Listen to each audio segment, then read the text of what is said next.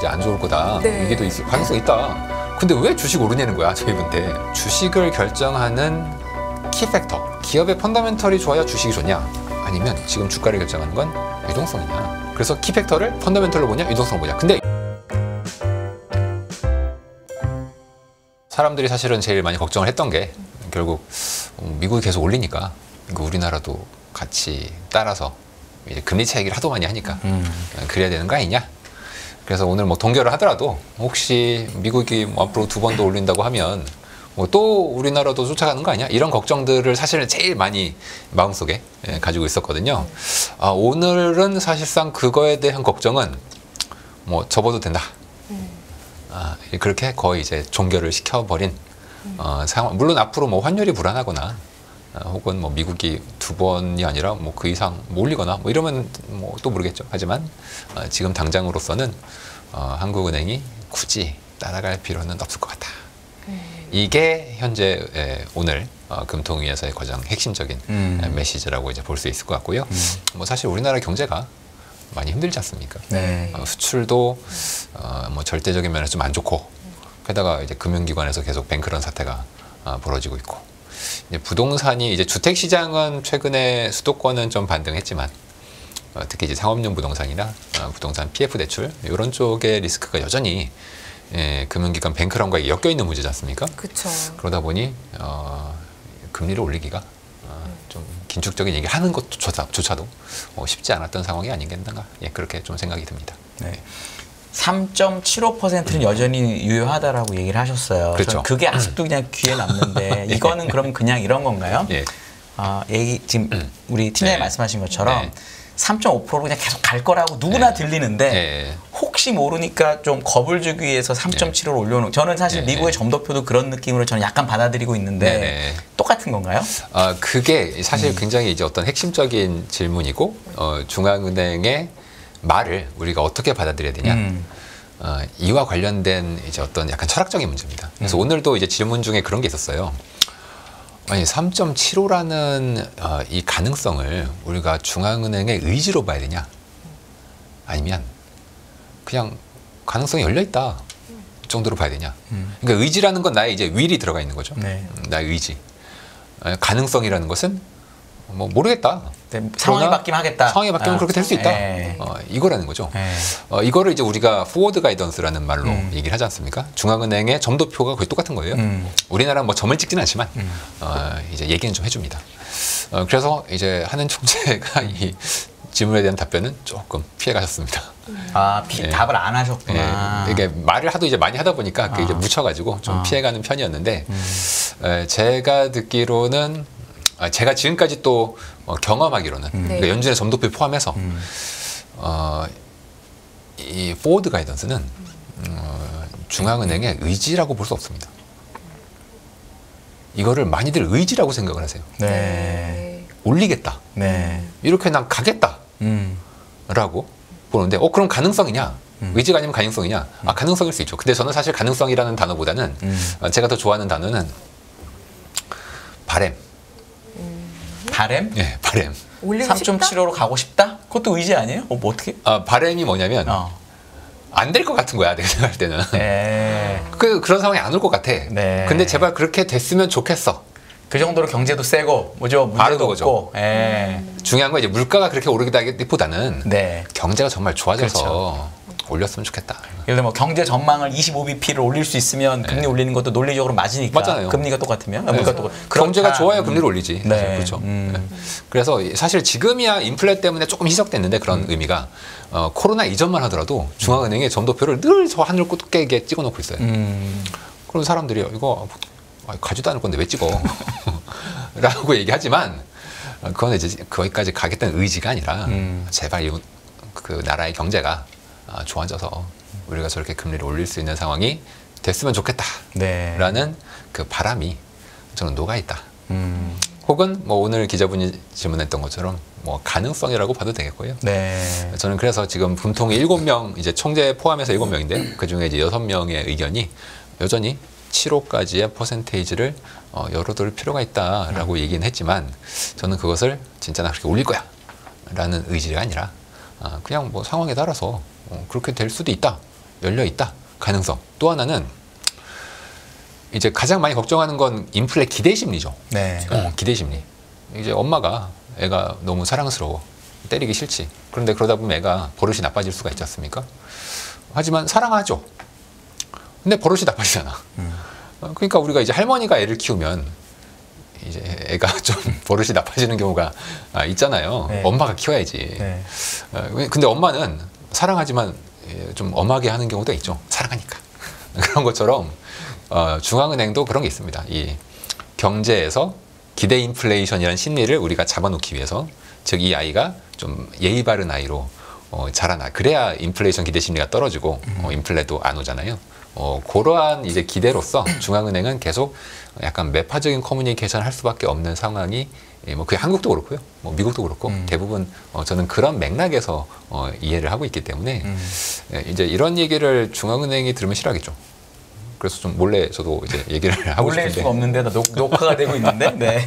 그럼 시청자분들만 이걸 알고 계세요. 예. 중앙은행이 그렇게 얘기를 하는 건 엄마가 애를 사랑하는 마음에서 엄마가 좀 무서워야 애도 예절을 찾지 않겠습니까? 네. 그런 것처럼 이제 일반적인 대중들은, 그러니까 이 방송을 보고 계신 분 말고 일반적인 대중은 뉴스 헤드라인에 하는 금통위원 6명이 뭐 3.75까지 가능성 열어둬, 이게 하나만 찍히기만 해도 위축된단 말이에요. 네. 경제활동 자체가. 그래서 이제 뭐 블로그 같은 데도 서로 쓸 때, 야, 하느님 뭐 금리 올릴 수 있대, 뭐 이런 얘기가 이제 한마디만 써져 있어도, 그러면 나는 어떤 경제활동이나 소비나 인플레이션을 일으킬 수 있는 어떠한 활동을 할 때 좀 위축되겠죠. 그러면 기대 인플레이션이 떨어지는 거니까 중앙은행이 생각하는 건 이것이야말로 내가 총도 안 쏘고 전쟁에서 이기는 거죠. 그러다가 진짜 얘네들이 말을 안 들어. 그럼 그때 진짜 총을 쏴. 네. 그럼 유혈 사태가 벌어지고, 아니 네. 새치효로 할 수 있는 거를 네. 왜 총까지 쏘낸 거예요. 그래서 굉장히 이제 게임의 법칙처럼 네. 작용을 하는 겁니다. 예, 그런 개념으로 좀 받아들이시라. 그렇게. 그래서 오늘 금리도 떨어졌더라고요. 많이 그러니까 떨어졌어요. 3.75는 이제 네. 없다라고 시장은 보는 듯해요. 왜냐하면 네. 3.75로 가면 이제 시장 금리가 더 네. 밑에 있는데, 네. 네. 우리나라 옛날 차트를 제가 그래서 오늘 오기 전에 잠깐 봤더니 네. 네. 기준금리보다 시장 금리가 낮았던 경우는 정말 우리나라는 거의 없더라고요. 네. 그런데 만약에 25pip 올리는 순간 밑으로 내려오는 거니까 네. 시장의 생각은 절대 없나 보다 이렇게 생각한 게 아닐까라고 전 해석을 했어요. 네. 금리 움직임을 보고. 맞습니다. 또 하나의 이슈, 이건 저의 생각인데, 또 하나의 이슈가 있는데, 원래 우리나라의 수익률 곡선 포함 금리의 레벨이 뭐 그게 3개월물이든 뭐 3년물이든 한 두어 달 전만 하더라도 전부 기준금리 밑에 있었습니다. 이때 이제 한은에서는 특히 이 단기물들이 기준금리 밑에 있는 건, 이거 우리를 지금 뭘로 보고 있는 거냐. 네. 좀 기분이 안 좋아, 사실은. 통화정책을 우리가 3.5라고 좀 타겟을 정해놨는데, 아니, 마켓이 이거를 안 들어? 거기에 이유가 있어요. 그 이유가 있어. 왜냐면 작년 말에 우리나라 채권 시장이, 특히 크레딧 채권 시장이 굉장히 큰 어려움을 네. 겪었지 않습니까? 그게 사라진 건 아니에요, 아직. 그 문제가 아직도 뭐 새마을금고 등을 통해서 이제 나타나고 있는 건데, 그때 어쩔 수 없이 유동성을 공급했단 말이에요. 네. 그런데 유동성을 공급하면 시장 금리가 떨어지겠죠. 그렇죠. 돈값이 싸지니까, 네. 돈이 흔해지니까. 그런데 타겟은 3.5야. 그러면 뭔가 좀 이상하지 않습니까? 네. 그렇죠. 그래서 어쩔 수 없이 이게 금리가 기준금리보다 밑에 있었어요. 근데 이제 올해 초쯤 되니까 이제 좀 조용해졌잖아요. 그러니까 이제 하느니 좀 보기에 이거 마음에 안 들어. 네. 네, 유동성 내가 하고 있는데. 그래서 이게 뉴스엔 안 나오는데 4월, 5월 때 한국은행이 유동성을 흡수했습니다. 네. 뉴스엔 거의 안 나와요. 오늘 기자분들이 그 질문을 했어요. 네. 아마 3분이나 했을 거예요. 2-3분 했는데 한국은행은 당연히 그 유동성의 흡수는 당연한 거다. 통화정책상. 네. 그거를 마치 이번 PF 문제나 뱅크런 리스크의 원인처럼 생각하는 사람들이 있어요. 네. 채권 시장에는. 기자분들도 그러한 개념으로 물어본 거야. 네. 물어봤는데 이제 한은 총재는 거기서 그런데요? 라고 얘기할 수 없지 않습니까? 네. 그래서 그거는 정상적인 통화 정책의 긴축을 해야 하는 한국은행의 입장에서의 반드시 해야 하는 상황인 거고, 아니 이것 때문에 우리는 워닝을 충분히 했다. 이미 뭐 2~3개월 전부터 충분히 지금 유동성이 너무 많고 단기물 금리가 기준금리 하회하고 이거 말이 안 된다라고 워닝을 했는데 왜 니들이 준비 안 하고 왜 지금 터뜨렸다고 왜 우리 탓을 하냐. 약간 그런 뉘앙스의 얘기가 났는데, 사실 저는 이 자금 시장과 이제 금융 시장을 보다 보니까 시장 금리가 3.5를 넘잖아요. 네. 이게 지금 못 버티는 것 같아요. 3.5가 넘으면 사람들의 체력이나 금융시장 체력이 안 좋으니까 네. 결국은 또 유독성 뭐 이런 식의 왔다 갔다 한다는 거죠. 네. 이게 어디서 터질지 모르는데 제일 네. 약한 데서 터지거든요. 네. 그러니까 이게 정확한 연결고리나 뭐 인과관계를 따지기는 어렵지만, 이 유동성이라는 건 결국 그 경제 전체에 흘러다니는 돈의 양이지 않습니까? 근데 예를 들어서 부동산 PF가 힘들어요? 근데 유동성을 줄였어. 그러면은 호수가 말라가면 가운데 있는 애는 마르든 말든 물이 있어요. 제일 가장자리가 이제 금이 가면서 쩍쩍 벌어지게 되지 않습니까? 이런 것처럼 지금 부동산 PF가 사실은 가장 이 가장자리에 있는 애들인데, 이쪽 이제 하느니 유동성을 공급하면서 시장 금리가 이제 또 물론 다른 이유들에 있어서 또 오르기도 했어요. 금리가 3.5 이상으로 올라오고, 그러다 보니까 마치 이게 뭐 까마귀 날짜 배 떨어진 건지 창의밭에서 신발끈을 묶은 건지 모르겠으나 네. 아니 타이밍이 너무 묘해. 네. 하필 또 그때 터졌어요. 네. 저는 그래서 그러니까 우리가 이제 이거를 어떤 개념으로 얘기하냐면 그 R 더블 스타라는 개념이 있습니다. R 더블 스타, R에 이제 스타가 2개 붙은 건데 그 R은 금리, R 스타가 있고 이제 R 더블 스타가 있는데, 더블 스타는 뭐냐면 이 국가의 경제 시스템이 버틸 수 있는 적정 금리예요. R 더블 스타라는 게. 네. R이 스타가 하나가 붙어 있으면은 이 나라의 실물 경제가 버틸 수 있는 적정 금리. 근데 실물 경제보다 지금 금융이 훨씬 크지 않습니까? 그쵸. 그래서 이 금융이 되게 중요해. 그 역사적으로 금리를 인하하는 경우는 실물이 나빠져서 인하하는 경우는 별로 없어요. 대부분은 금융이 어디서 터져서 인하를 하는 경우가 많단 말이에요. 제가 생각하는 건 혹시 이게 R 더블 스타가 현재 금리가 이미 R 더블 스타를 넘어선 거야. 이제 뭐 미국도 그럴 것 같은데, 일단 우리나라를 본다면 계속 시장 금리, 특히 단기 금리나 이런 금리들이 3.5를 넘어서게 되면 어디서 이제 하나씩 이제 자금이 부족해서 터지고 한단 말이에요. 저는 이게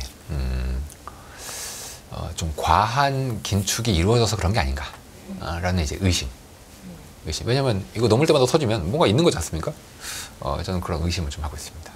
근데 오늘 저도 이제 그 기자 간담회를 보니까 지금 그 말씀하신 유동성 정책의 모순에 대해서 기자들 질문하면서 사실상 공급하는 거 아니냐, 해야 되는 거 아니냐, 뭐 이런 얘기들이 나오니까 그 금리를 인하하는 거랑 유동성을 공급하는 거랑 다르다. 다르죠.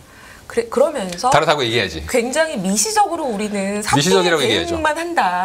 그러니까 그 거시경제 정책에 있어서 금리 인하를 고려하거나 유동성을 공급하는 거는 전혀 고려하고 있지 않다라는 강한 CF 관리 가능하다고 했습니다. 관리해준다는 얘기예요. 얘기했죠. 네. 미시적으로 근데 관리가 되는 미시적인 건가요? 관리.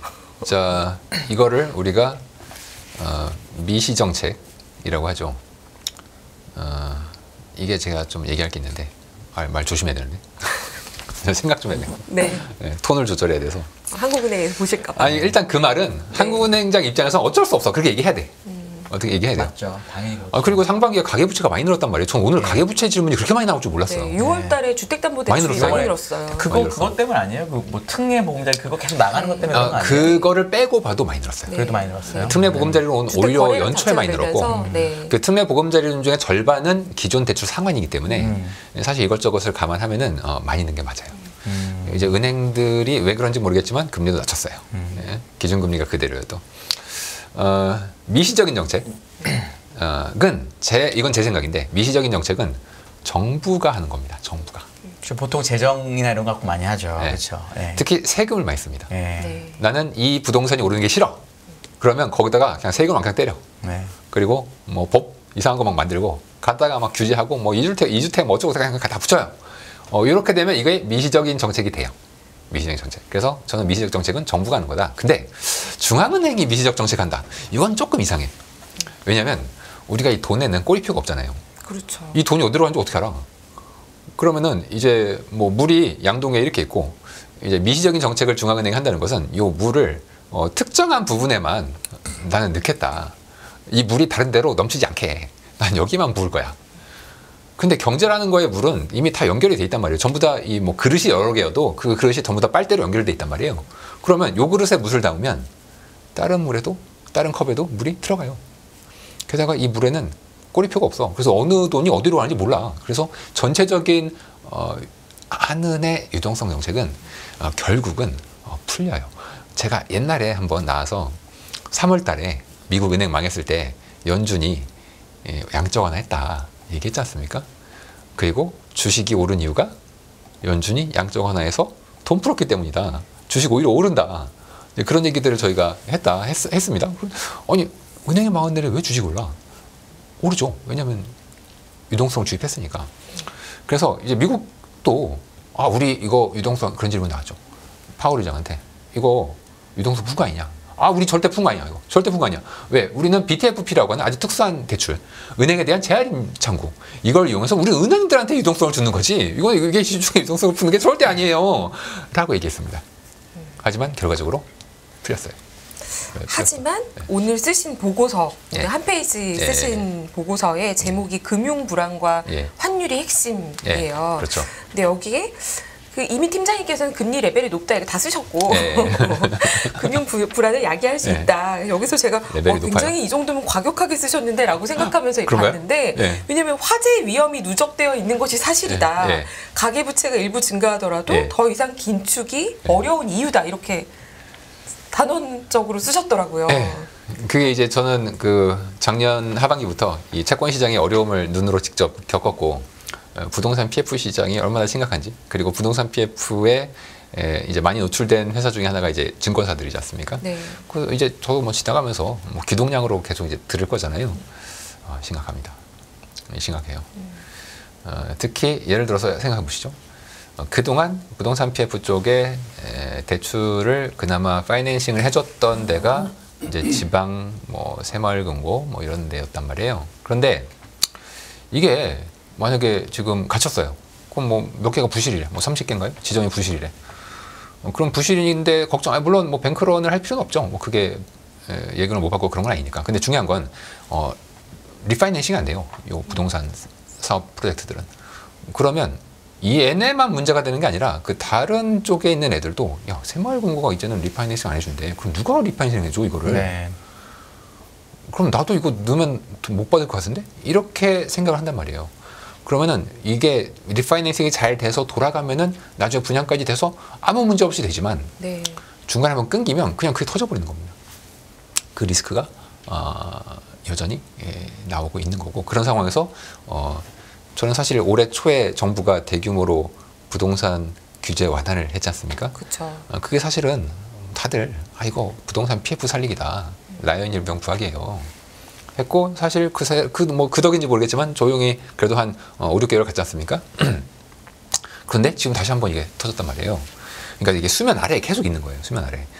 이거를 정부는 어떻게든지 지금 정부와 금감원은 어떻게든지 이거를 안 터지게 계속 관리를 하고 있는 거야. 관리가 잘 되면 다행이죠. 잘 되면 다행. 이게 리스크가 두 가지가 있죠. 첫 번째는 유동성이 줄었잖아요. 물론 한국은행은 아니라고 얘기하겠지만 유동성이 줄었어. 4월, 5월에 줄었단 말이에요. 그러니까 그것 때문에 어려움을 겪은 사람이 있을 거고, 또 하나는 우리나라가 아무리 관리를 잘해도 해외에서 뭐가 터져버리면 관리가 안 될 수가 있어요. 근데 해외는 우리가 어떻게 할 수가 없지 않습니까? 우리 내부에서야 어떻게 욱박지르든지 팔을 비틀든지 해서 연장을 시키면 되지만, 이게 해외에서 터져가지고 이제 역스피로오버라고 하죠. 부정적인 효과가 신흥국으로 이제 퍼져나가는 상황이 되고, 실제 신흥국들이 경기가 안 좋아요. 선진국들은 경제가 좋은지 나쁜지 모르겠지만 그래서 금리를 올리고 있잖아요. 근데 신흥국들은 오히려 금리를 내리고 있단 말이에요. 혹은 동결하고 있거나, 지금 거의 대부분의 IB에서는 이제 곧 한국, 폴란드, 브라질, 인도 금리 내린다. 곧 내린다. 특히 인도, 브라질 곧 내린다요. 근데 이게 이유가 있습니다. 왜냐하면 글로벌리 이 나라들이 선진국의 수요가 조금만 변해도 굉장히 큰 충격을 받는 나라들이에요. 좋을 때는 확 좋아지고 나쁠 때는 확 나빠져. 우리나라는 제조업이잖아요. 그러니까 중간에 있단 말이에요. 그래서 이 상황에서는 경제를 생각했을 때 해외에서의 어떤 충격이 더 벌어졌을 때 스피로버 효과가 있을 수 있기 때문에, 일단 제가 그때 이제 비유를, 화재가 누적되고 있다. 이게 왜 그러냐? 맨날 우리 남대문 탔을 때 우리 불 다 끈 줄 알았는데 이게 안 꺼졌잖아요. 그러니까 그거를 막으려면 계속 물을 뿌려야 돼. 이게 다 꺼졌어도 물을 계속 뿌려야 돼요. 그리고 이게 낭비처럼 보이잖아요. 왜 불 안 나는데 다 꺼진 것 같은데 물을 뿌려. 근데 이게 아주 바짝 말라있는 나무들은 막 안에 불씨가 막 계속 있어요. 물이 거기 닿지도 않아요. 지금 약간 저는 그런 느낌을 개인적으로 좀 받아요. 근데 사실 어제 이제 미국에서는 지금 물가가 좋게 예상보다 네, 낮게 나와서 채권 금리가 미국에서 어젯밤에 많이 빠졌잖아요. 빠졌죠. 그리고 이제 올해 지금 달러 인덱스도 되게 많이 내려갔단 말이에요. 달러가 되게 비쌀 때는 말씀하신 것처럼 신흥국 걱정을 우리가 진짜 많이 했는데 최근에는 그렇게 걱정을 하나? 이런 생각이 들더라고요. 오히려 신흥국에 투자하자는 트레이드가 지금 월가에서 상당히 유행입니다. 많이 나오고 있죠. 네, 나오고 있어요. 왜냐하면 미국이랑 유럽이랑 다르게 신흥국들은 금리 내리는 것 같아. 내리고 있어. 혹은 내릴 것 같아. 그러면 신흥국 쪽을 오히려 사야 된다. 뭐 저희도 원달러 환율은 계속 뭐 한 두세 달 전부터 이제 떨어질 거다. 이렇게 그러니까 워낙 강세죠. 이렇게 이제 말씀을 드렸고, 그럼 외국인들은 정말 좋단 말이에요. 신흥국 투자한단 말이에요. 자, 문제는 지금 좋아요. 지금 좋아. 달러도 약해졌어. 이제 완화적 환경이 될 수 있죠. 근데 경제는 안 좋잖아요. 굉장히 안 좋죠. 금리를 너무 많이 올렸죠. 그런데 잘 생각해 보세요. 인플레가 있어서 금리를 올렸어요. 인플레 때문에 어쩔 수 없어. 근데 인플레가 같이 훅 떨어졌네요. 그럼 지금 미국이 인플레가 3%인데 기준금리가 5.25란 말이에요. 5.5 한대요. 그럼 플러스 2.5%의 실질금리예요. 플러스 2.5%의 실질금리는 금융위기 이후에 있어본 우리가 구경도 못 해본 레벨입니다. 이 정도의 높은 고금리는. 제가 이제 통닭집의 비유를 많이 드는데 통닭집은요. 고금리의 빚을 내서 통닭집을 하더라도 통닭이 비싸게 팔리면 괜찮아요. 그러니까 인플레가 있으면 오히려 좋아. 근데 지금처럼 금리는 그대로 있는데 내 통닭은 싸지네. 안 오르네 가격이. 이때 문제가 생깁니다. 이거를 우리가 실질 금리가 비싸다라고 얘기를 하지 않습니까? 그런데 10년물하고 비교하면 옛날에도 이 정도 실질금리 있긴 있었고 지금 너무 기준금리하고 실질 그 10년물 차이가 많이 나가지고 그렇죠. 사실 그게 약간 미스매치도 있는데 그래서 덜 미국이 괜찮은 거 아니에요? 그게 바로 그 이제 되게 중요한 점을 이제 말씀을 해주셨는데 그 경제 구조가 단기 금리에 연동돼 있냐, 장기 금리에 연동돼 있냐에 따라서 그 커브 영향이 다릅니다. 저의 기본적인 생각은 리스크는 옮겨갈 뿐이지 사라지지 않아요. 대표적으로 우리나라는 모든 경제 활동이 단기 금리에 연동돼 있습니다. 네. 대표적으로 가계부채. 대출이 그렇죠. 가계부채. 그리고 기업들도 뭐 3년 이상 채권을 발행하기가 힘들어요. 은행에 가면 다 1년 대출이에요. 가계부채 3개월, 6개월이에요. 뭐. 그래서 이런 상황에서 금리를 올리잖아요. 기준금리를. 그러면은 바로 죽어요. 바로 영향을 가요. 그러니까 이런 나라는 금리를 많이 못 올려요. 그리고 올리면 빨리 죽어요. 빨리 죽어요. 근데 미국은 좀 달라. 미국은 장기예요. 미국은 지금 최근에 이 주택 시장이 좋다고 하는데 이게 사실은 좋아서 좋은 게 아니라 금리가 높으니까 기존에 30년 모기지를 받으신 분이 이사를 가는 순간 7%짜리 금리를 내야 되거든요. 근데 옛날에 난 3%에 받았는데 7% 금리 못 내죠. 그러니까 이사를 포기해. 이사를 포기하니까 주택 매물이 80% 이상 감소합니다. 기존 주택을 매매하는 사람들이 내놓는 물량이 거의 대부분이란 말이에요. 그래서 미국은 이 장기 금리에 연동되어 있는 경제다 보니까 상대적으로 영향력이 작은 것처럼 보이지만 문제는 그 리스크를 은행이 가져갔죠. 그렇죠. 그래서 은행이 터진 겁니다. 은행 안 망하게 한대잖아요. 바이든이 내년 대선까지 죽어도 안 망하게 한다는데 그럼 괜찮은 거 아니에요? 미국은? 그게 미국과 한국의 차이입니다. 자, 한국이랑 뭐 스위스 이런 데는 그냥 정부가 합쳐. 미국. 합칠 수 있어요. 미국은 애초에 은행이 많은 이유가 있어요. 중앙 정부가 간섭을 할 수가 없게 돼 있습니다. 기본적으로 그런 문화도 아니고 주간 넘어서 영업을 하기도 되게 힘든 환경이에요. 그러다 보니까 뭐 주마다 은행들이 뭐 수천 개 전 세계적으로 지금 미국 전국적으로 4,400개가 있지 않습니까?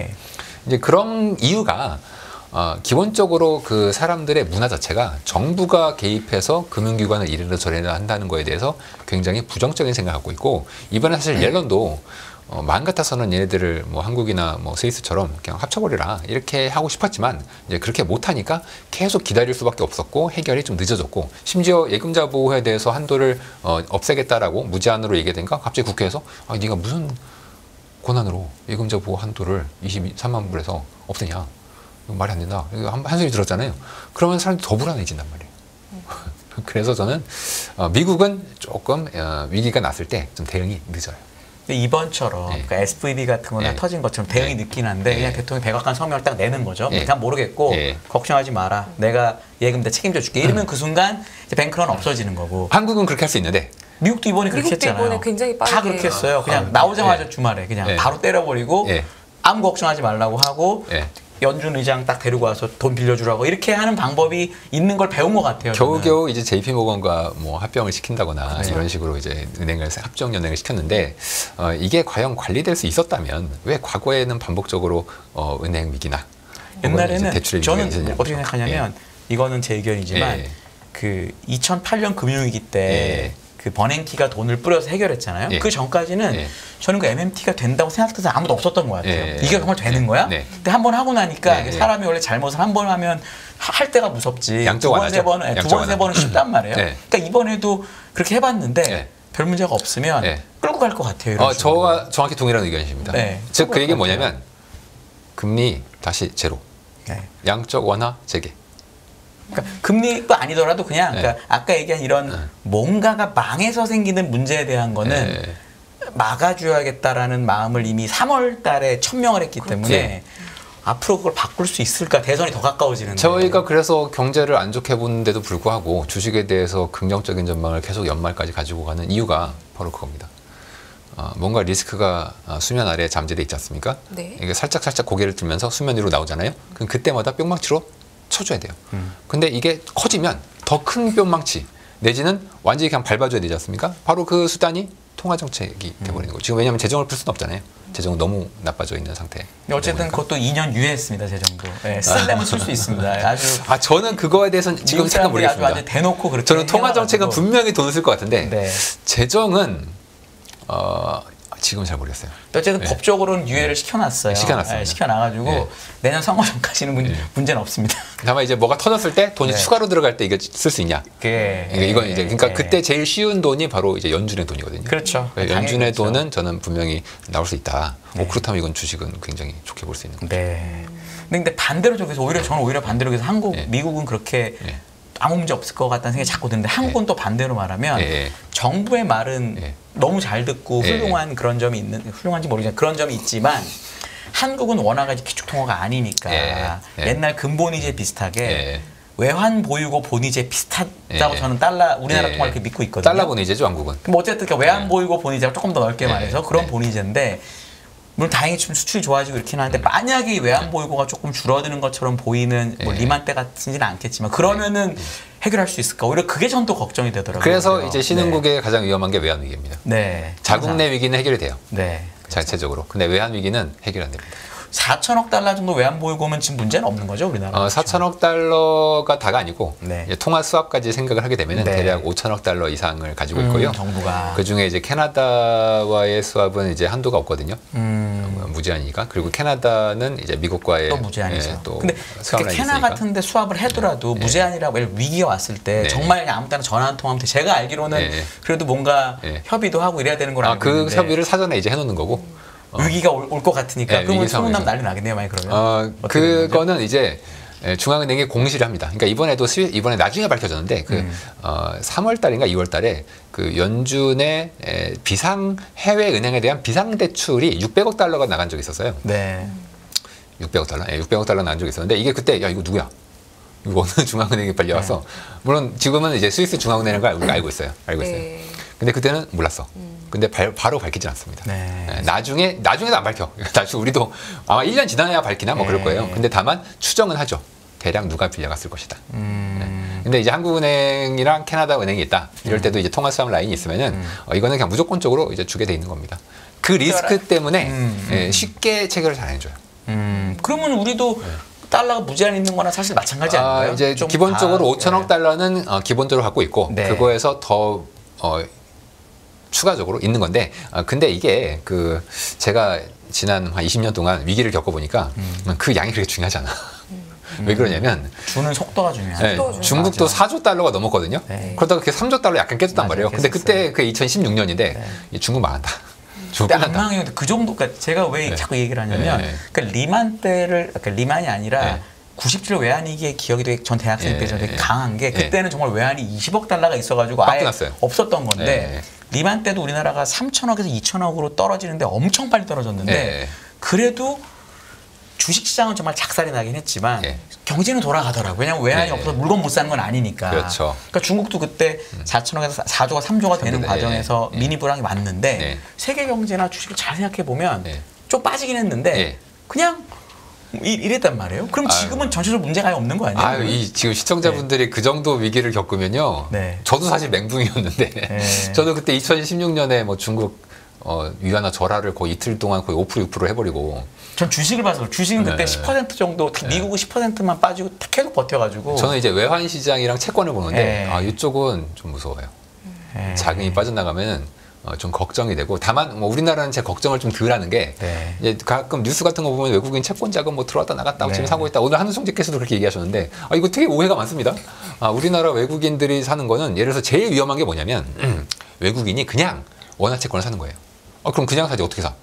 근데 거의 대부분 지금 재정거래예요. 네. 그러니까 우리가 주식도 현선물 차익거래 하지 않습니까? 그거랑 거의 유사하게 외국인이 원화 채권을 산단 말이에요. 근데 우리가 현선물 차익거래를 주식에서 하면 그게 주식 방향에 영향을 안 주죠.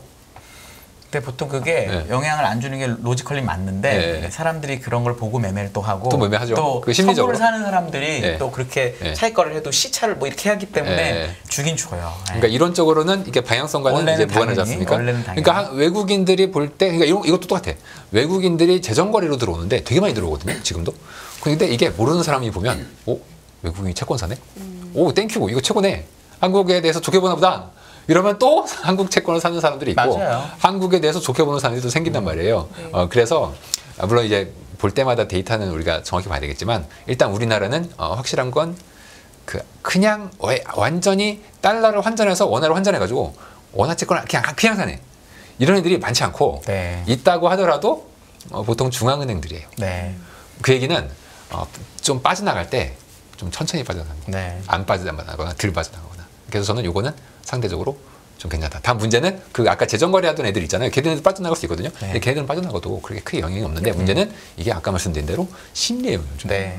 재정거래가 나가는 건 이론적으로는 뭐 금리나 환율에 영향을 주는 게 아니지만 네. 이게 데이터에 딱 찍힌단 말이에요. 와, 외국인이 막 원화 채권을 엄청 팔았대. 뭐 이유는 모르는데 그러면 이제 흔들흔들해. 맞아요. 사람들이. 그러면 그때 환율이 급등할 수 있어요. 그런데 지금 외국인들이 거의 한 250조까지 갖고 있단 말이에요. 원화 채권은. 이게 꽤 큰 물량인데 요게 어떻게 관리하고 정부가 사람들에게 인식을 어떻게 주느냐에 따라서 저는 좀 사람들의 심리를 안정시킬 수도 있고 불안하게 만들 수도 있다.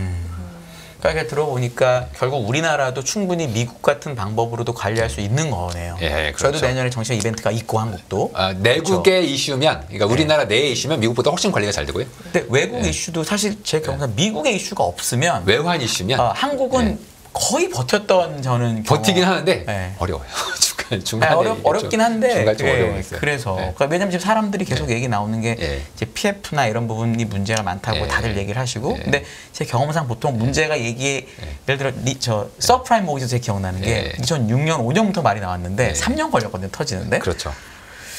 그래서 결국 2007년쯤 되면은 몇 명 빼고 얘기를 안 했었어요. 이제 진짜 아닌가 보다 이게 안 터지나 보다 한데 딱 터지더라고요. 지금은 되게 많은 분들이 위험을 얘기하고 있으니까 오히려 위험하지 않다라고 관리할 수 있다라고 보는 편이 계속 이걸 왜 여쭤보냐면 금리를 그냥 한 번 더 올려버리고 그리고 이제 내가 돈으로 관리하겠다. 물가는 금리로 잡고 대신 위기는 내가 돈으로 이런 생각 때문에 아까 미시적이라는 표현을 쓴 거 아닐까라고 저는 생각해서 이렇게 좀 길게 돌아서 여쭤보는 거예요. 그게 그러니까 양과 그러니까 통화량, 유동성, 양과 가격. 여기서 말하는 가격은 금리죠. 돈의 가격이 금리니까. 그렇죠. 양과 가격은 하나입니다. 둘 중에 하나만 통제할 수 없습니다. 그래서 금리는 여기서 뭐 올리든지 혹은 하고 유동성으로 통제한다. 요건 쉽지 않습니다.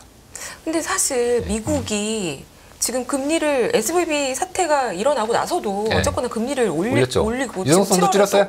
네. 근데 확 늘렸다 줄인 거라 지금 SVB 사태 시작할 때까지밖에 안 떨어졌어요. 그렇죠. 약간 올라갔다 사실 떨어진 게 내려... 없어요. 그때부터 그렇죠. 지금까지는. 그래서 지금 시장에서의 관심은 금리 통화 정책으로 뭘 해결하지 않고 그래도 SVB 사태 해결한 것처럼 네. 계속 그렇게 가지 않겠냐. 나쁜 거 보여줬어 미국이. 아유 진짜. 그렇죠. 그러면 이제 올해 하반기에도 큰일은 안 터진다라는 게 시장에 지금 팽배한 주식시장 그렇게 생각하고요. 그랬으면 좋겠습니다. 주식시장 그렇게 생각하고 그랬으면 채권 좀 다른 것 같고. 그랬으면 좋겠고 채권은 좀 이제 수익률 곡선의 형태나 단기 자금 시장의 문제 그리고 지금 지금 우리나라 같은 경우에는 부동산 관련된 기업과 아닌 기업 간의 금리 차 그리고 똑같은 캐피탈 회사인데 부동산 익스포저가 있는 회사와 그렇지 않은 회사 혹은 은행 같이 지원해 줄 수 있는 회사와 아닌 회사 스프레드 차이를 보면 뭔가 있습니다.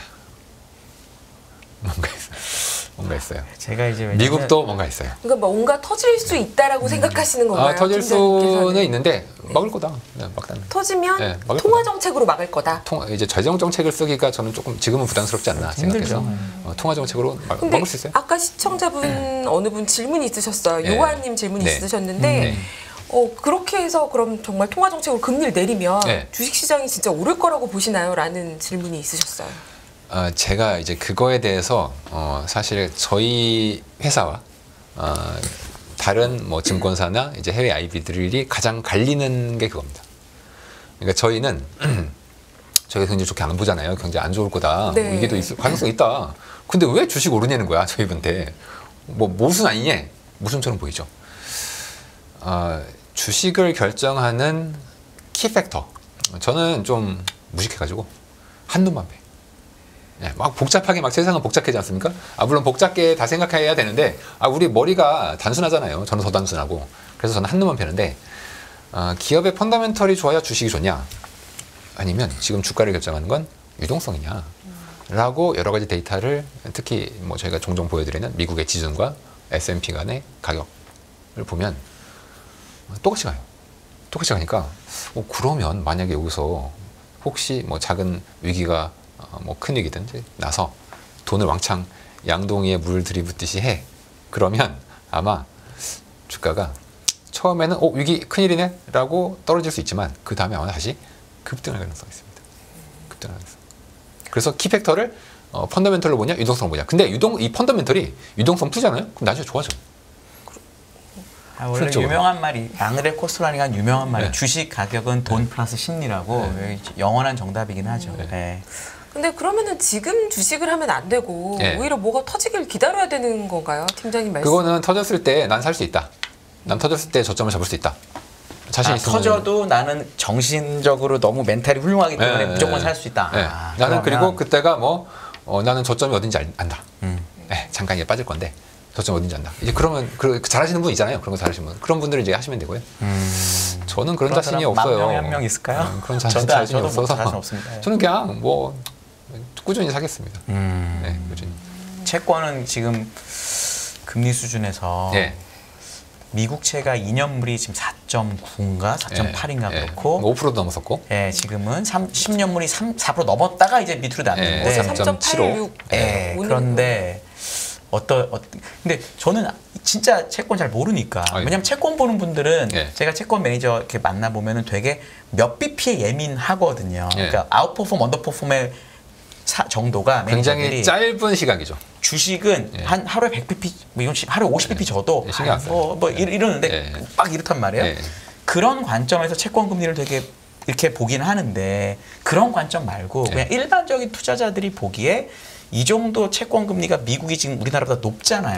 그럼 당연히 신용도가 좋은 미국을 사시는 게 YTM으로 맞는 거 아닌가 싶어서 환율은 그냥 내가 그렇게 하는 게 아니라 달러 투자를 한다고 치고 왜냐면 이거는 달러라는 돈은 진짜 돈이고 나중에 애들 유학 보내면 되지 원하는 거의 그래도 그런 관점에서요. 저는 굉장히 좋게 봅니다. 환율은 없다면 환율이 없다고 생각했을 때 달러로 난 갖고 있겠다. 절대 금리도 괜찮고요. 가령 미국채 10년이 지금 3.8 언저리. 그래서 앞으로 10년 동안 매년 3.8을 달러로 받는데요. 그것도 부도 리스크가 없는. 없죠. 3.8. 자, 그럼 기준을 우리가 세워야 되는데 앞으로 미국이 이제 기조적으로 인플레가 이제 2%대는 안 와. 이제 낮아야 3%고 막 4, 5%도 이제 앞으로 인플레가 막 올 수 있다. 내년, 내후년 혹은 2000년대 중후반에 그럼 사면 안 돼요. 그렇죠. 만약에 그렇게 생각하시는 시청자분이 계시거나 하면은 그렇게 얘기하는 경제학자들도 꽤 있어요. 그렇게 만약에 진짜 생각한다. 그러면 사면 안 되죠. 그렇죠. 실기 많이 했으니까. 근데 저는 그럴 일은 아이고 절대란 말 쓰면 안 되니까. 95% 없다. 그럴 가능성은 네. 통계적으로 네. 상당히 낮다. 상당히 낮다. 오히려 코로나 이전으로 돌아갈 가능성이 지금 그런 얘기하면 너무 좀 과해 보이지만 네. 그럴 가능성이 더 높아요. 네. 제가 보기에는 게임의 법칙상. 왜냐하면 그러려면 이제 인플레이션의 원인을 뭘로 볼 거냐. 지금 그러면 제 이론은 뭐 예를 들어서 뭐 이게 뻔하잖아요. 금리 떨어질 거다. 왜? 뭐 인구 지금 애 안 낳고 노인들 막 엄청 늘어나고 지금 국가 부채 너무 많은데 금리 오르면 다 망하지. 그리고 뭐 기업의 성장이나 중후장대 사업 지금 누가 하냐? 지금 다 2차 산업, 2차 뭐 3차 산업 그리고 뭐 신재생 에너지 이쪽 하는데 이게 하면은 결국 중후장대 산업이 다 죽잖아요. 그리고 이게 결국 인플레를 일으킨 애들인데 이 중후장대라는 게 중국 지금 보세요. 투자를 안 해. 그 지금 막 부동산도 안 짓고, 뭐 공장을 짓고 부동산 짓고 뭐 철을 재련하고 해야 이게 뭐 석유화학하고 해야 되는데 이게 안 한단 말이에요. 그냥 다 뭐예요? 배터리 만들어. 배터리 이게 인플레 일으킬까요? 좀 잘 이해가 안 가. 네. 아니 그래서 지금 인플레가 온다라고 그러니까 그 이제 경제학자분들 중에 상당수가 이제 앞으로 기조적 인플레가 온대. 이제 저금리 안 온대. 왜? 자, 잘 들어보세요. 시청자 여러분들 한번 잘 들어보세요. 이게 맞는 그럴 것 같은지. 자, 첫 번째. 이제 우리가 ESG 투자를 엄청 한다. 환경, 신재생 에너지 투자 엄청 한다. 이게 뭐 연간 뭐 1조 달러, 2조 달러씩 한대요. 뭐 성장률 앞으로 20년 동안, 뭐 앞으로 10년 동안 뭐 엄청나대. 이거 투자하기 때문에 이제 더 이상 이 투자를 감안하면 인플레가 계속 올 수밖에 없다. 이렇게 주장하시는 분 계시고요. 또 한 명은 또 다른 이론은 노령화. 자, 노령화. 자, 노령화. 인플레요, 디플레요? 노령화로 헬스 서비스의 비용이 늘어난다 뭐 이런 로직이 있죠. 그리고 인건비가 올라간다는 것도 뭐 있죠. 그런 것도 맞습니다. 있고. 네. 네. 자, 들으면 그럴듯해. 그런데 왜 지금까지 그런 일은 한 번도 안 일어났죠? 그렇죠. 일본은 노령화가 극심했는데 오히려 디플레가 뭐 유럽도 다 왔죠. 마찬가지죠. 디플레이션이 왔죠. 소비가 네. 더 줄어들고. 네. 네. 근데 노령화래. 근데 들어보면 그럴듯해요. 네. 노인들은 일 안 하지. 그럴듯해. 이제 그런 일들이 있고, 예를 들어서 이제 이건 좀 그럴듯해. 예를 들어서 중국이 이제 싼 노동력을 공급하네. 네. 비싸. 예? 뭐 전 세계 무역 블록화되고 막 맨날 싸우고 야 이러면 비용이 올라가. 블록화. 비용이 올라가니까 이거는 인플레야. 이게 주요 논리입니다. 이게 주요 논리. 제가 하나씩 말씀드릴게요. 네. 간단하게. 자, 첫 번째 뭐였지? 첫 번째가 네. ESG 투자가 너무 ESG. 많이 돼가지고 아까 말씀하신 대로 네. 중후장대가 끝나고 ESG를 하면 네팅으로 치면 디플레예요. 네. 제가 보기에는 아무리 잘 봐줘도 둘이 똔똔이야. 요즘 새로 뭐 공장 가보세요. 사람 없어요. 근데 거기서 인플레가 일어나고 고용이 창출된다? 전 좀 이해하기 힘듭니다. 두 번째 고령화. 자, 고령화에 대해서 제가 들으면 그럴듯하잖아요. 노동 공급 안 하고 소비가 늘어나는 것도 맞거든요. 그러면은 인플레네. 근데 이게 굉장히 큰 오류가 있습니다. 경제학자들이 하는 가장 큰 오류가 뭐냐면 노인들이 소비가 느는 건 맞아요. 그런데 소비를 구분해 보면 다 의료비야. 맞아요. 그렇죠. 그러면은 뭐 자동차 사고 컴퓨터 사고 뭐 옷 사고 뭐 외식하고 이거는 이거밖에 안 돼. 이거는 이제 애 낳고 젊은 사람들이 많이 쓰지. 그 다음에는 의료비가 늘어난단 말이에요. 근데 늙은 사람 중에 의료비를 자기 돈으로 쓰는 사람이 누가 있어요? 의료보험으로 쓴다. 더 정확하게 얘기하면 젊은 사람들을 착취해서 쓰죠. 의료보험을 하시죠. 죄송합니다. 네. 여러분들이 네. 매일 내는 그 의료보험은 여러분들이 쓰는 돈이 아니고 네. 지금 현재 노인분들이 쓰는 돈이에요. 네. 지금 직장인들이 내는 거는. 그것도 부족해서 나라가 빚을 내야 돼요. 네. 그럼 국가 부채가 늘어나잖아요. 네. 그런데 어떻게 이게 인플레가 돼? 물론 미국도 한번 인플레를 쪼개보면 의료비 지출은요. 의료비 인플레는 계속 있었어요. 그거 한 20, 30년 동안 계속 올랐어요. 네. 근데 그 외에가 이제 디플레여서 인플레가 안 왔던 거죠. 중국 마지막으로. 중국이 과연 이제 싼 노동력. 근데 제가 생각하는 중국은 디플레이기도 하지만 인플레이기도 합니다. 대표적으로 2010년부터 금융위기 직전까지 중국 때문에 유가가 146불을 간 적이 있단 말이에요. 네. 뭐 그때 뭐 유가뿐만 아니야. 모든 원자재가 맞아요. 막 난리가 났어요. 근데 그때는 왜 싹 빼놓고 왜 다른 얘기를 하는 건지 잘 모르겠네요.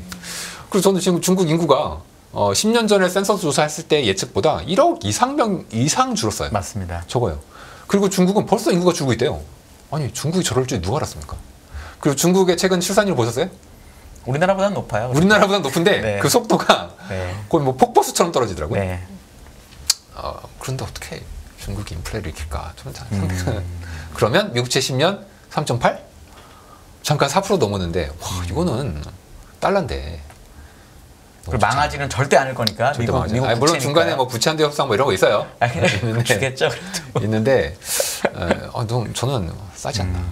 그래서 기준금리가 5%가 넘어가는데도 미국채 10년이 계속 4%를 못 넘고서 네. 있는 이유가 이제 그런데 있는 것 같습니다.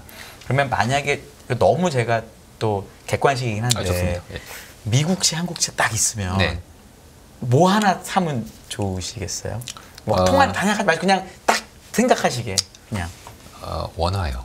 원화도 좋다 지금. 왜냐하면 지금 외국인이 재정 거래를 하거든요. 네. 원화 채권으로. 근데 걔네들 왜 미국 안 사고 왜 한국 사? 근데 거기를 해지해서 벌어가는 돈이 있잖아요. 바로 그겁니다. 네. 그 해지해서 벌어간다는 거는 거꾸로 얘기하면 한국 채권이 미국에 있는 같은 등급보다 더 밸류가 있다는 얘기입니다. 이거는 제가 자세히 설명 안 할게요. 네. 제가 자세히 설명하면 이제 시청자분들이 저를 때릴 것 같아가지고 네. 기본적으로 걔네들은 아주 머리가 그냥 뛰어난 놈들인데 딱 봤을 때 기본적으로 밸류가 더 있는 애를 사게 돼 있습니다.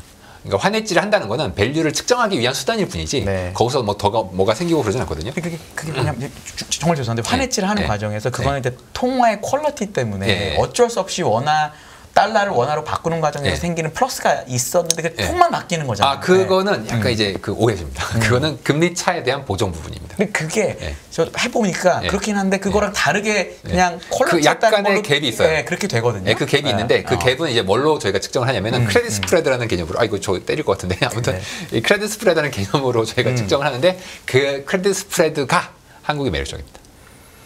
근데 국채는 어차피 크레딧 스프레드라는 게 있을 수 없잖아요. 외국인 입장에선 크레딧 스프레드. 그러니까 우리나라의 크레딧이. 근데 네. 지금 우리나라 10년물 마이너스 아니에요? 그러면 왜냐하면 미국채가 네. 높으니까. 그거는 절대 금리만 봤을 때 그런 거고. 그러니까 그 사이는 환율이라는 게 있잖아요. 네. 그래서 그 환율이라는 거를 통일시켜서 우리가 동일 비교를 해야 되거든요. 그 방법론이 있어요. 이제 오늘 말씀 못 드려요. 그 방법론이 있는데 그 방법론으로 하면 원화 채권이 밸류가 있어요. 네. 알겠습니다. 네. 궁금한 게 그 채권을 매매 안 하고 네. 그래서 만기 보유하겠다 10년짜리를. 네. 네. 근데 이게 10년 동안? 매년 네. 이자 소득 과세는 어떻게 되나요? 이자 소득 과세는 이거 좀 어려운 얘기인데 네. 그 채권은 쿠폰이라고 하는 이표. 그러니까 채권을 사면은 거기에 찍혀 있거든요. 이표. 그러니까 이표가 예를 들어서 발행 시 금리예요. 이표는 발행할 때의 시장 금리야. 그렇죠. 약속한 금리죠. 발행할 때 예를 들어서 뭐 2019년에 발행된 뭐 국채는 뭐 10년짜리가 뭐 한 1%대예요. 그렇겠죠. 금리가 낮아. 이표가 1%대야. 근데 지금 예를 들어서 하면은 결과적으로 저는 매년 4%를 먹어요. 뭐 3.7%면 되는데 3.7%를 먹어요. 그러면 세금 어떻게 되냐? 3.7%에 대한 이자 소득세를 내는 게 아니라 요 1%대에 대한 이자 소득세를 내고 제가 이걸 나머지는 제가 다 먹어요. 제가 이걸 여쭤본 이유가 네. 뭐냐면은 네. 그래서 채권은 네. 가격이 빠진 거를 샀으니까 네. 1% 쿠폰을 사도 네. 1%밖에 이자 안 주는 걸 사도 네. 싸게 샀으니까 먹은 건데 그렇죠. 지금 한 의원님 말씀하시는 4% 5%대에서 네. 채권을 사면 네. 이자 소득에 대한 과세는 매년 나가야 되고 쿠폰을 말씀하시는 거죠? 근데 네. 지금 3.8짜리가 쿠폰이 3.8이라는 건 아니에요. 지금 시장금리 3.8이기 네. 때문에 네. 수많은 쿠폰이 있는데 그냥 모든 채권에 그냥 YTM이 3.8이라 네. 쿠폰 낮은 이거 거 좀 사서 원금을 맞춰준 거죠. 시청자분들이 그렇죠. 어려워하실 수가 있는데 네. 그 좀더 채권 쉽게, 현재 쉽게. 10년짜리 네. 쉽게. 채권의 유통물 금리가 3.7인데 맞아요. 그 얘기는 뭐 10년 남은 채권 다 사면 내 최종 수익률은 만기까지 보유하면 3.7%야. 무조건 3.7%야. 그렇죠. 네, 네. 근데 세금은 달라요. 세금은 뭐냐? 가령 내가 산 채권이 쿠폰에 대해서는- 만기는 똑같이 10년이지만 뭐 쿠폰이 1%짜리가 있고 뭐 4%짜리고 다 달라요. 맞아요. 근데 세금은 이걸로 따지다 보니까 쿠폰이 낮은 채권을 사는 게 그렇죠. 좋은 거죠. 그래서 이제 한국에서 개인들이 네. 이 장기부채 저쿠폰 이자 많이 찾아요. 엄청 많이 사셨잖아요, 많이 찾아요. 실제로. 예. 근데 이거를 원화가 저는 더 나을 것 같다는 생각이 드는 게 예. 달러로 이거를 미국채를 사시면은 예. 아무리 달러를 모은다 그래도 예. 그 달러 기준으로 세금을 내셔야 될 거 아니에요, 매년. 네. 그게 좀 복잡합니다. 네. 그 해외 현물 채권이잖아요. 현물 채권을 직접 사는 경우는 뭐 증권사에서도 팔긴 다 하는데 사긴 할 수 있어요. 지금. 그럴 때도 이제 그 이자 소득은 미국에서 원천 징수합니다. 맞아요. 그리고 한미 간의 조세 협약에 의해서 14%를 떼요. 맞아요. 14%를 떼고 나중에 이제 이자를 이제 국내에서 받잖아요. 그럼 국내에서 이자 소득을 이제 미국에 냈네? 미국 세금 미국에 냈네? 그러면 국내는 안 내. 맞아요. 단 이게 종합소득세가 되면 또 달라요. 그건 제가 오늘 생략하고. 2천만 원 넘으면 네. 넘어가면 종합소득세. 달라지고. 네. 그리고 그 화는 비과세예요. 낮은. 네. 화는 비과세예요. 그리고 캐피탈 벌은 거 있지 않습니까? 네. 이거에 대해서는 제가 정확히 모르겠습니다. 이게 과세가 되는지 안 되는지. 그 해외 주식이랑 똑같이 22%로 아마 과세되는 걸 저도 알고 있는데. 원래 주식은 그렇고요. 예, 그렇게 되는데 근데 이건 그런데 이거 2년 있다가 법 바뀌면 없어지잖아요. 현재 계획은 그 캐피탈 게인에 대해서 매기로 지금 나와 있는 걸로 알고 있는데 이제 2025년부터는 매기죠. 25년부터 그렇게 하겠다라고 얘기는 돼 있잖아요. 그거 너무 좀 이건 다른 얘기지만 전망 혹시 경험상 왜냐면 여태까지 이것도 몇 년이 계속 유예가 됐어 왔던 거잖아요. 유예 가능성? 그럼 그때 주식 봐야죠. 그때 주식으로 사람들이 엄청 터져 있다. 그럼 유예될 거고 겁나 벌었다. 그러면 뭘 이거 다 때려. 경험상 왜냐면 세금을 매기는 거에 대한 이제 부담을 다들 너무 많이 느끼기 때문에 앞으로 계속 늘어날 겁니다. 네, 주식시장도 우리 계속 과세를 하다가 이제 계속 유예가 되고 있고 이렇게 되잖아요. 그래서 그것도 어떻게 좀 채권을 잘 모르니까. 그래서 그때 여론이 중요한데 여론은 결국 주가에 의해서 먹었으니까 내라 하면 사실 할 말 없잖아. 근데 서져 있어. 그럼 유예 좀 시켜줘. 이렇게 되는 거죠. 내년 말 주가가 내년 하반기 주가가 얼마가 되냐에 따라서 달라질 겁니다. 네, 우리가 너무 심도 깊은 대화를 해가지고 한번 좀 정리를 해야 될 것 같은데요. 지금부터 연말까지 한국의 채권 금리 어떻게 될 거라고 보시는지요? 이제 저희는 떨어진다고 봅니다. 심지어 금리 인하도 연내에 될 것이다. 올해 안에. 제가 한 가지 그림을 하나 가져왔는데 지금 요 그림인데요. 요 그림 죄송합니다. 요 13페이지 그림 보시면. 지금 글로벌 밸류 체인이 있지 않습니까? 나라들마다 원자재를 생산하는 나라가 있고 우리나라처럼 제조업을 생산하는 나라가 있고 그다음에 미국이랑 유럽처럼 소비를 하는 나라가 있지 않습니까? 아까 잠깐 말씀드렸지만 원자재 쪽에 가까울수록 이걸 이제 업스트림이라고 하지 않습니까? 혹은 이제 이걸 후방 산업이라고 하죠. 이런 나라들이 이 소비자 국가가 조금만 변해도 굉장히 힘들어요. 지금 한국이 그래요. 중간에 있지만. 그래서 지금 기준금리의 사이클이 인상하다가 이제 인하로 넘어가게 되는데 지금 인하를 하고 있는 나라가 이제 대표적으로 중국, 그리고 베트남, 우루과이, 앙골라 금리 내렸고요. 아마 곧 폴란드가 내릴 것 같은데 폴란드가 동유럽에서 굉장히 제조업 국가거든요. 한국도 제조업이고요. 지금 브라질, 인도 바로 내릴 것 같은데 브라질은 원자재 영향을 좀 많이 받는 나라입니다. 그리고 곧 뭐 헝가리나 칠레 같은 주로 상대적으로 제조를 맡고 있거나 원자재, 칠레는 이제 원자재니까. 이런 나라들이 금리를 동결하거나 곧 인하할 것이다. 그래서 뭐 오늘도 노무라 얘기를 했지만 한국이 뭐 연내에 뭐 2번씩 인하를 할 것이다. 뭐 성장률을 너무 낮게 보신 감이 있긴 하지만 저도 그 논리는 동의합니다. 왜냐하면 이 밸류체인상 중간에 있는 나라들이 한국이고 지금 힘든 상황을 겪고 있는 거고 그럼 그 다음 누구냐? 선진국이에요. 지금 금리 막 올리고 있는 나라들 있죠. 근데 이미 역사가 반복을 하지 않습니까? 신흥국이 먼저 내리고 선진국도 결국 내리는 방향으로 갈 수밖에 이제 없을 것이다라는 거고 저는 그런 면에서 올해 채권 금리는 좀 아래쪽으로 갈 가능성이 굉장히 크다. 심지어 금리 인하도 가능할 것이다. 그렇게 보는데 최근에 이제 미국 채금리가 뭐 4%도 잠깐 넘고 위험을 겪었지 않습니까? 이제 아니 좀 이상해요. 왜냐하면 제가 고객들을 만나면 지금 이제 1페이지에 있는 그림처럼 이거 이제 JP모건에서 투자자 중에 채권 하시는 분들 있잖아요. 맨날 하시는 분들. 그분들한테 센티멘트를 계속 물어봐요. 채권 좋아 보여요? 좋아 보여요? 위로 가면 좋은 거야. 근데 보시면은 리얼머니는 이제 연기금 같은 사람들이고 액티브머니는 이제 헤지펀드 뭐 이런 분들인데 매니저들. 요 다 너무 좋은데 금리? 너무 좋아. 사고 싶어. 다 이렇게 얘기해. 제 고객들도 그래요. 와 금리가 너무 높은데? 근데 왜 금리가 오르냐는 거예요. 이 사람들이 채권을 사고 싶어 하는데 실제 안 산 거 아니에요? 실제로 안 산 것도 있고 겁이 난 것도 있는데 최근에 이분들이 아닌 분들이 채권을 좀 많이 사고 있어요. 팔고 있어요. 지금 이 3페이지에 있는 그림이 이건 미국채 선물이에요. 우리나라 국채 선물 아니라 미국채 선물에서 지금 거의 15년 내 최대 규모의 숏이 쌓였습니다. 요 숏을 하신 분들은 이제 투기적 거래자라고 하는데 좀 정체가 불분명해. 왜냐면 우리나라랑 다르게 미국은 투자자별로 뭐 선물 뭐 샀다 팔았다 이게 안 나와요. 안 나와요.